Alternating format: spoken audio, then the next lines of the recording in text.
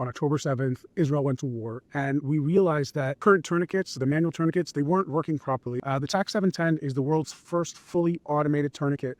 Once you put it on, you set it and forget it. Once something is invented in Israel, manufactured in Israel, the world really sees that as, wow, if the IDF is using it, okay. The problem with the manual tourniquets are when you tighten them up, and you have to tighten them up by twisting them very, very tight, the second you let it go, it spins out. Right. And what ends up happening is people will release it and it spins out, and now blood is flowing. Blood is very slippery on those plastic parts. And unfortunately, you can actually lose the limb, lose the patient, and they have to put on another tourniquet. To create a product that saves lives, that is a huge Jewish value.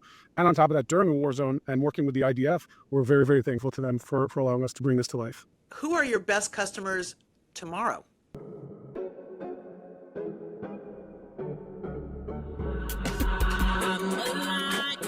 You say,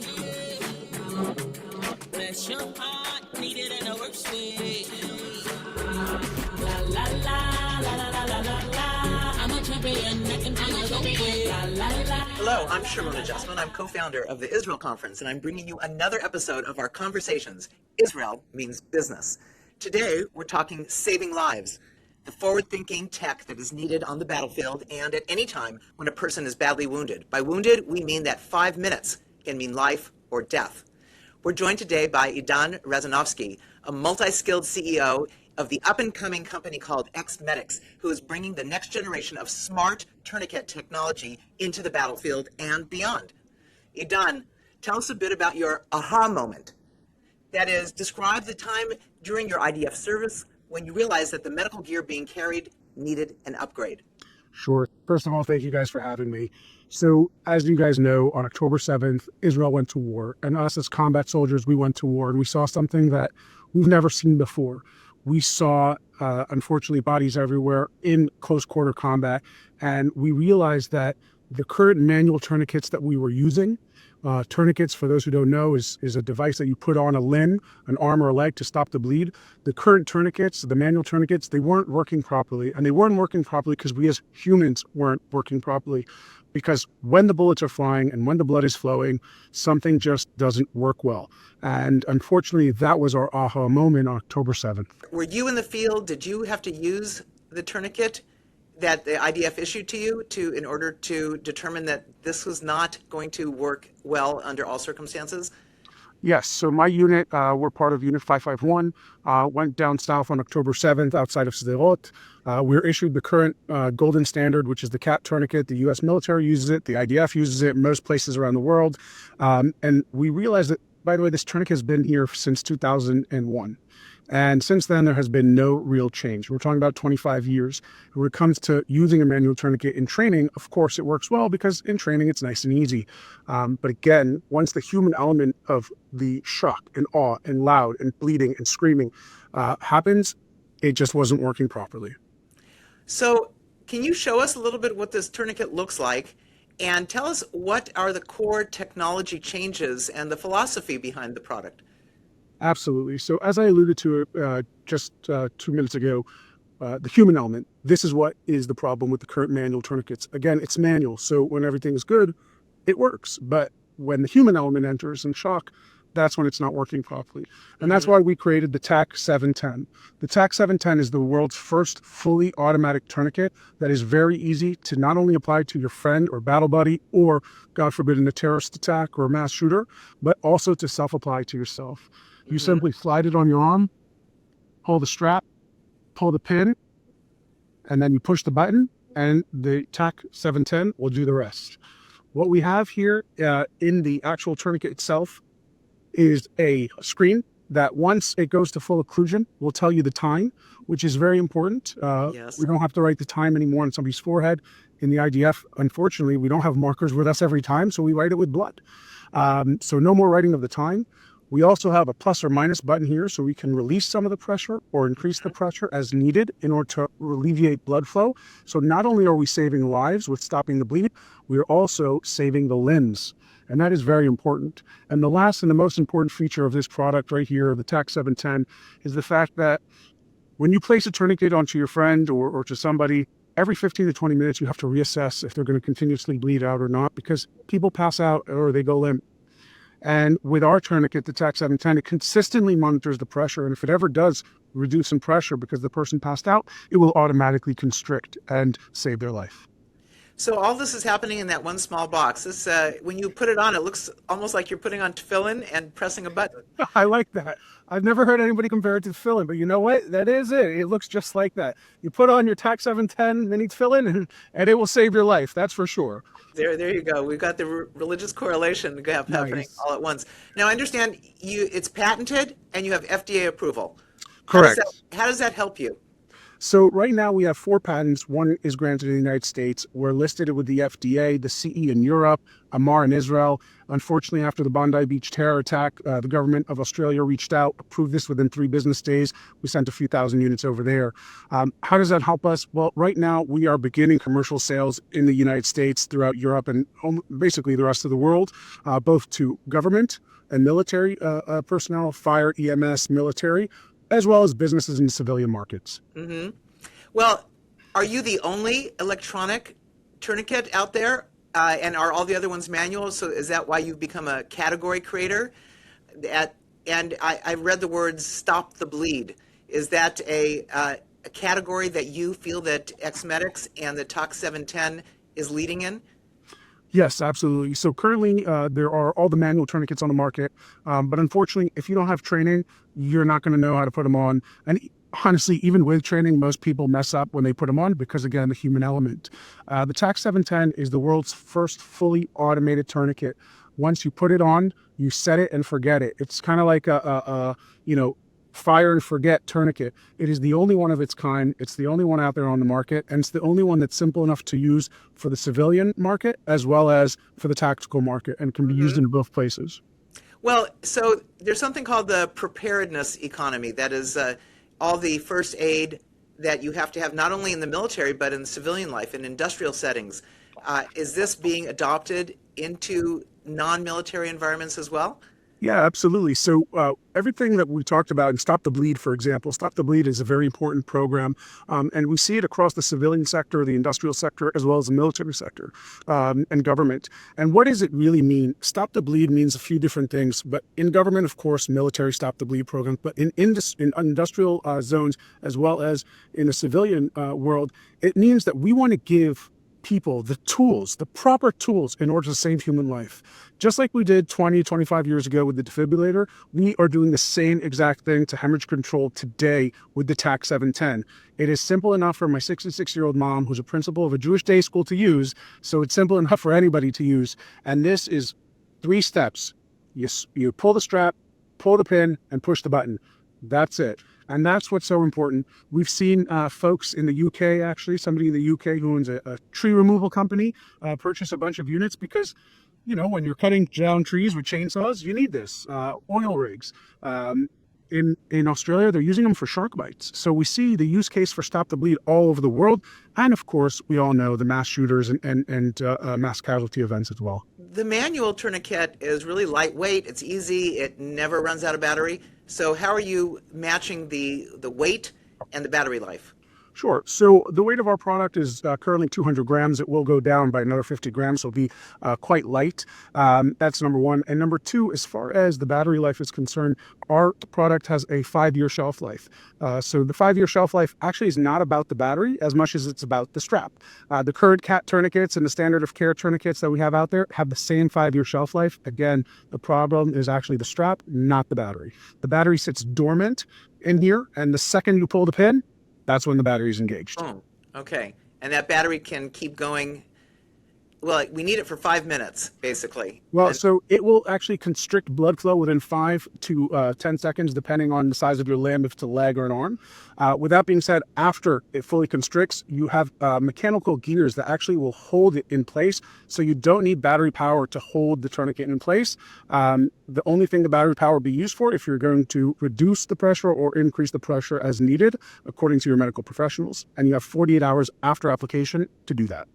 What I really love is that it's got that GPS element, so the medic, the field medic, can continue on to help others, and then the helicopter or other solutions can come and save that person who's been wounded.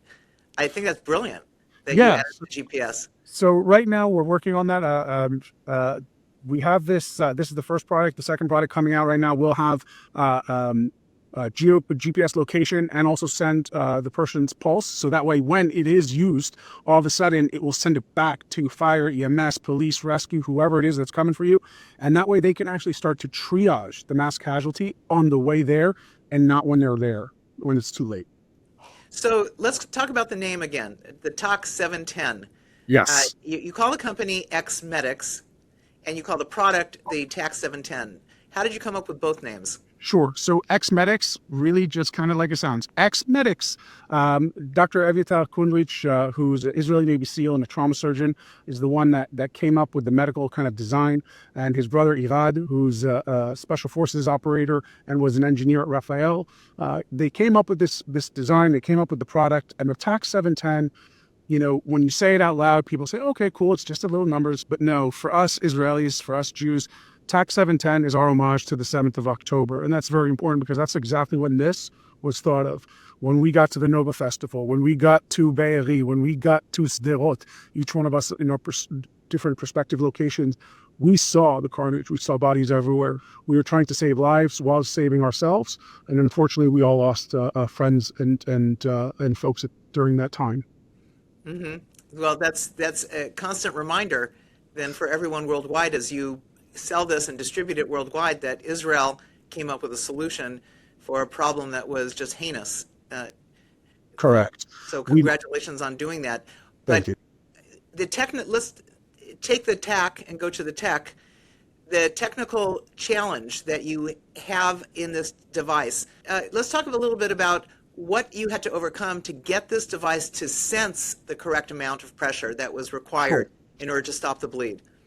Yeah, so XMETIX worked very closely with the IDF and IDF Medical Corps in order to design a tourniquet that and understand the science behind what pressure we need to get to in order to constrict arterial blood flow, not only in the arms, but also in the legs. So we did that work together very closely with the IDF, their medical corps, and with the Surgeon General.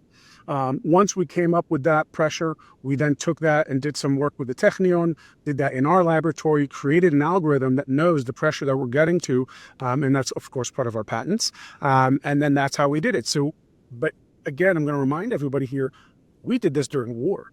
We're in and out of Gaza. We're in and out of Lebanon. I'm going back to Lebanon in 2 weeks. And we're in and out of war zones while working with the IDF Medical Corps, which has been very busy, obviously with the wounded, but also with hostages and hostages coming back and all this. So all of that happening, if you want to talk about Israeli and Jewish resiliency, that's it right there. To create a product that saves lives, that is a huge Jewish value. And on top of that, during a war zone and working with the IDF, we're very, very thankful to them for allowing us to bring this to life. You're doing it while you're in reserve duty.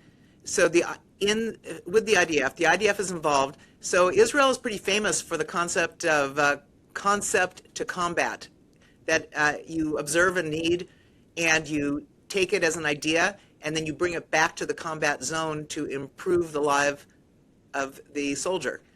Correct. So in opening up that loop and deploying it, how quickly were you able to put this together after October 7th? Sure. So with all the research and everything combined, it took us actually about 2 years, which for a medical device product to get approvals and such within 2.5 years, that's very quick. We did a lot of work with the IDF. We did a lot of field work, and now it's being deployed in Israel with special operations in the IDF. The first 1,000 units are there being deployed, and now we're still taking back data and understanding exactly how we can improve if needed on the second or third generations. There's oftentimes a not invented here syndrome. Did you get any pushback from the people that you're working with in the IDF? Can you tell us any inside scoop there? When you say not invented here, you mean because like not invented with the IDF or not invented in Israel? Because I think everybody here is very proud of this. So in general, if we're talking about both those things, both the IDF is very proud that we've put this out and they're using it.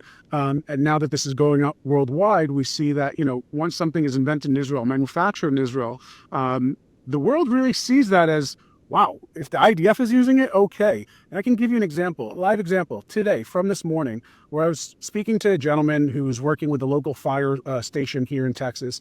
And the guy said, I could put a manual tourniquet on. I don't need these. And when my buddy told him, listen, the IDF developed this and the IDF is using it, he said, oh, wait a minute. All right, I want a sample or two. I want to try this.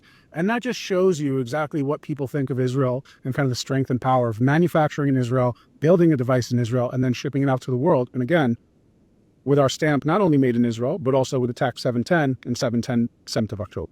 Well, Edan, you're speaking right to my heartstrings there because, as you know, I really believe that we should stamp everything with designed in Israel or made in Israel so that we can express that the quality products that come out of Israel are worth buying in any capacity, whether it's something in the household or something on the battlefield. So bravo to the company for taking that position. It's very important. It's very important. And I can tell you, going to military bases all around the world, showing this product, they are extremely excited that this is made in Israel. Fabulous, fabulous. So you're getting orders right now. Correct. So you have revenue coming in. Correct. What are you going to be using capital that you're raising for? Yeah, so we're raising about a $3 million round right now under a safe note with a 20% discount. And the goal for us here is to do three main things. Number one, sales and marketing. So we need to do sales and marketing. We're pushing into different kind of, obviously, government groups, militaries all around the world, as well as on the civilian side of things. So that is a big kind of cost in and of itself, as we all know. The second thing is to reduce the cost of production for the device itself. And the third thing is to have stock on hand, because that's very important. Because if I don't have it in hand to sell, then we have a problem. And of course, with that, we have the fourth thing, I'll mention, is a product pipeline. So we're not a one product show. We have a few different products in the pipeline that we want to develop and kind of bring to life as well. Where are the primary places that you're marketing this into? Is it start with military, or are you also going to industrial? So I think military, I think it's an amazing product. I think, when you look at this product, you have three main kind of business segments that you can go into. Obviously, there's the B2G to the government side, which we kind of alluded to. Then there's the B2B, and that's industry, right? Industrial. We can create stop-to-bleed kits for offices. We could oil rigs, things like that. Distributors, local gun shops, to promote, responsible gun ownership. And then in the end, we also have the consumer side. Consumers are purchasing tourniquets all the time. I was just at actually a Lag BaOmer event at Chabad here in Houston, and we had listened to a gentleman who was at Bondi. He was a Chabad a gentleman from Bondi. He was hit 4 or 5 times. He spent 7 months in the hospital. And as he's telling his story, the gentleman next to me is on Amazon looking to buy a tourniquet. Wow. So I said to him, do you know how to use that? He says, I have no idea, but after this story, I'm terrified. And then I showed him our product, and of course he purchased ours. But that is the other kind of consumer market. And you say, okay, we have 3 very distinct business markets, from government to business to consumers. So I can buy this, the TAC 710, online on Amazon? So not on Amazon yet, but you can buy it on our website. So XMETIX.com. You can choose your store, whether you live in Europe, the US, Australia, or in Israel. You can choose your store, and you're more than welcome to purchase them online. Now, if I'm looking online to purchase, obviously I'm going to come across competition. So how would you express your competitive edge? Sure. So within the continental U.S., we ship within 2 to 3 business days, so you get it pretty quickly, almost like Amazon, depending on where you're at. Same thing in Europe and Israel. Depends on who you are, but if you're a reservist, which we get it all the time, saying, hey, I need this, I'm going into Lebanon or I'm going into Gaza, sometimes I'll even get in my car and I'll bring it to you. But with that being said, I think that when you look at the competition, you look at what we have in the market, and these are the manual tourniquets. Yes, they're cheaper. Yes, they're lighter. However, they need a lot of training. They need a lot of practice. And if you're not doing that, and if you don't have the day-to-day operational experience, and even if you do, half the time you're going to mess up, there's no competition. So when we look at that and we say, okay, what is your life worth? What is your family's life worth? Of course, I would pay a little extra. Our product is not that much more expensive than the current cat tourniquet. The current cat tourniquet sells between $35 to $45 on Amazon. Us, if you're buying it in bulk 4 or more, it's $99.99. I see. So how do you get a procurement officer who has been doing it the same way year over year to say, okay, I'm willing to double my cost to get this product? What's the compelling reason that you get the procurement officer to change position? So first and foremost is saving a life. Anytime a soldier is killed on the battlefield, it is heart-wrenching, but there's also a cost associated to that, to the family forever. There's a cost associated to everything that happens. And if we're going into strict financials, that's a big cost. The second thing is losing the limbs. There is a cost associated when a soldier loses their limbs on the battlefield. There's a cost associated to taking care of that soldier for the rest of their life. And I think that when procurement officers look at this, they quickly see the value of saving lives and saving limbs. And at the same time, the cost difference, it's not that much more. I know for the standard kind of personnel, they'd say, oh, wow, it's, a few dollars more here and there. But when military is looking at a budget and they're purchasing planes for $20 billion or $100 million, $150 million, a budget on a tourniquet here of $30 here or there is not that much more. So you're saying that for a tourniquet not only can stop the bleed, it'll save a limb. Explain that a little bit more for those of us who are less MedTech oriented. Absolutely. So when we put on a tourniquet, you have 5 hours to get to the OR before you have to lose the limb.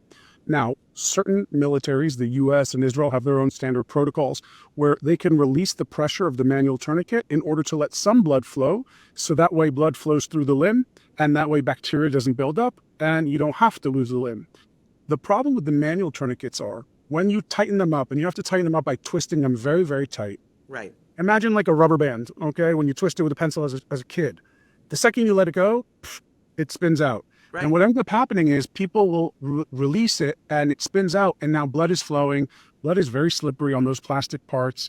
And unfortunately, it ends up being a very traumatic experience where you can actually lose the limb, lose the patient, and they have to put on another tourniquet.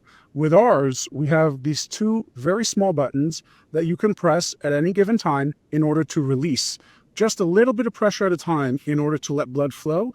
And then you can constrict it again. So that way it will save their limb and their life. Edan, who are your best customers right now? So our best customers right now, to be completely honest, we have two. Right now, if we're going to name drop, I would say consumers. Consumers worldwide. We have on our Instagram is called XMETIX Saving Lives. On our Instagram, we have about 1 million views a month, which means 1 million people come onto our Instagram, take a look, ask questions. If you guys have ever commented on our Instagram, that's me responding. I do about 40 to 60 comments a night, and they're purchasing it all over. Militaries around the world as well are purchasing it. Like I said, IDF, Latvian military, and now the US military as well. But those are going to be our best customers for now. All right. Are you making money? Yes, we're making money. We went to commercialization about 7 months ago. We hope to be profitable by the end of this year. Actually, no, hope is just a word of failure. We will be profitable by the end of this year. For us to be profitable, we have to sell about 3,000 units a month. Right now, we're averaging between 1,000 to 1,200 units a month, but it's our first 6 months out there. So we're very happy with that. All right. We're going to mobilize all the watchers to buy at least one, if not a dozen.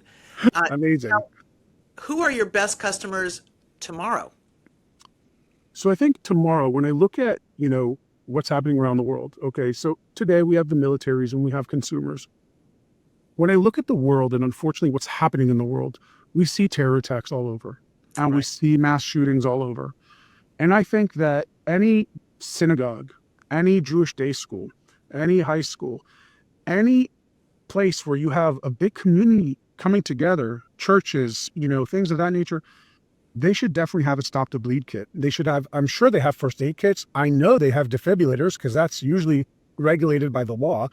And I think that having a stop the bleed kit is going to be the next logical step. And I think that they will be the next best customer for us after the military adopts, after the consumers adopt. They'll understand the need for it, the education we put out there, and then they'll come in and say, okay, we need this as well.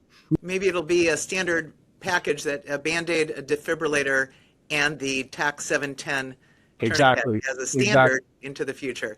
So in a way, this is, I'd like to liken it to wearable tech, because every family outing, camping outing, or going to a convention you can drop one of these into your backpack, purse, or suitcase and have it with you. So what opportunities in the clothing space do you see, let's say for camping or hiking or the outdoorsman style? Sure.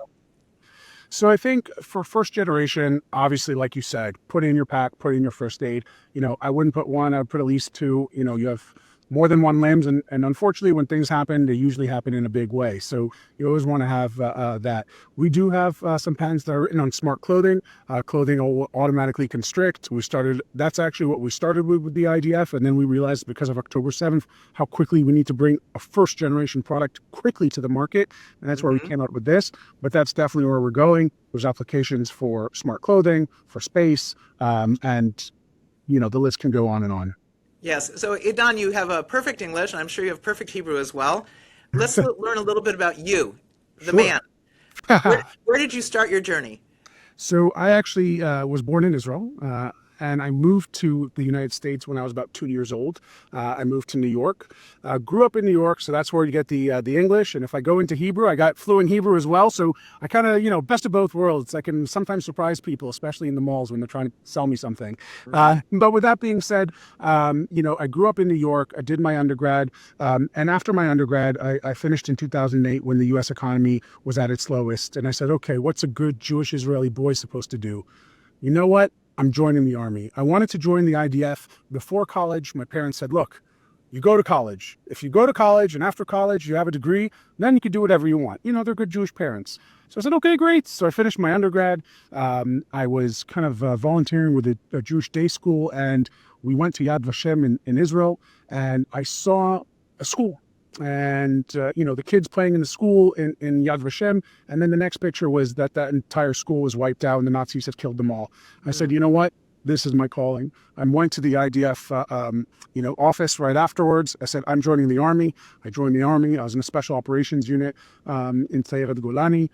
And then from there, came back to the States, did a master's in genetics at Harvard University. And from there, my entire career kind of transitioned from big pharma, tech, selling a startup company, working with the Israel Economic Trade Mission to help startup companies in Israel come from Israel to the United States. And eventually all of this brought me to XMETIX. And this is a product that means a lot to me personally, losing friends in my unit. And as a MedTech guy, this is an incredible product, but as a combat operator, this is even more incredible. Well, you're very unique, Edan, both in your personal journey and in opening up the whole vista for electronic tourniquets and smart tourniquets. And with the objective that we all love, which is to save lives and save lives immediately. It's very impressive. So XMETIX with the TOC 710, this is the product that we're going to watch, we're going to buy, we're going to encourage all of our circle to acquire it as well. And God willing, you will have super success in growing the company and coming up with other unique products as well in the MedTech and the wear tech world. Toda rabba. Thank you guys very much. I appreciate it. Thank you for everything that you do.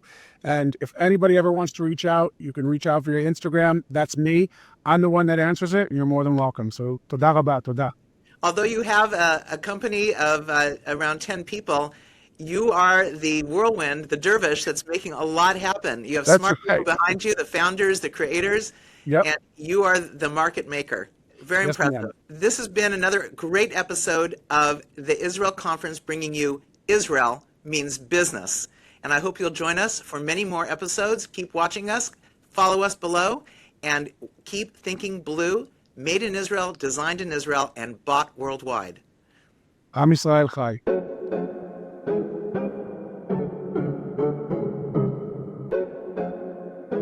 To see more conversations with extraordinary Israeli business entrepreneurs, visit theisraelconference.org.